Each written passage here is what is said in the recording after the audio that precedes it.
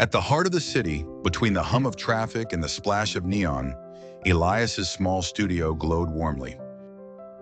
Its walls bore evidence of triumph, paintings sold to chic galleries, interviews printed in glossy magazines, and streams of praise cascading from thousands of online followers. Yet each night, after the doors had closed and the applause had faded, a curious silence pressed in around him.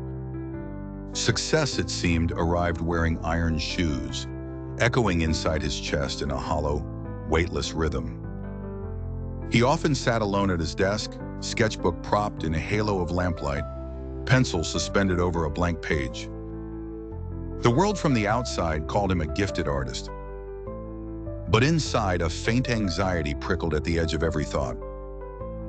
Despite the acclaim, despite the certainty of others, Elias felt that something vital was missing.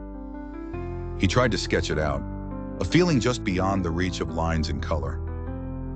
One rainy night, long after midnight, he lingered over an unfinished drawing.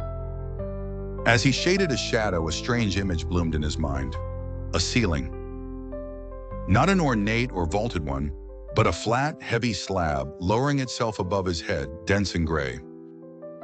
With every line he drew, the ceiling seemed to press closer, narrowing his view and filling the room with the weight of limits he couldn't quite name. He sat back and let the pencil fall. The realization crept in. This ceiling was not built from the judgments or expectations of others. It had been shaped piece by piece out of his own fear. Fear of failing, fear of being ridiculed, fear of wanting something too much. As a boy, he'd been brave with art, but slowly he'd sanded away the edges, painted inside neat frames, colored with only the most acceptable shades. He had hidden his wildest dreams behind layers of polite applause. He remembered a painting he once imagined, but never dared to begin.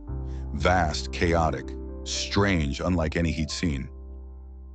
He felt the urge welling within him, a current stronger than anxiety. That night, for the first time in years, he pushed everything off his work table. He pinned a blank canvas to the wall and stared it down. Elias began to paint recklessly.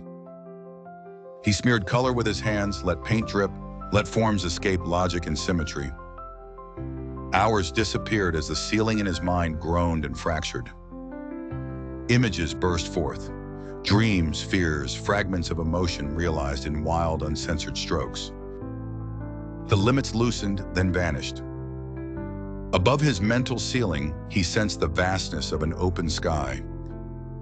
Daylight filtered through the studio windows. Standing before his finished work, Elias breathed in a sense of possibility that he'd forgotten. What he felt was not pride in an audience, not relief in having met expectations, but the simple freedom of creation without apology or restraint.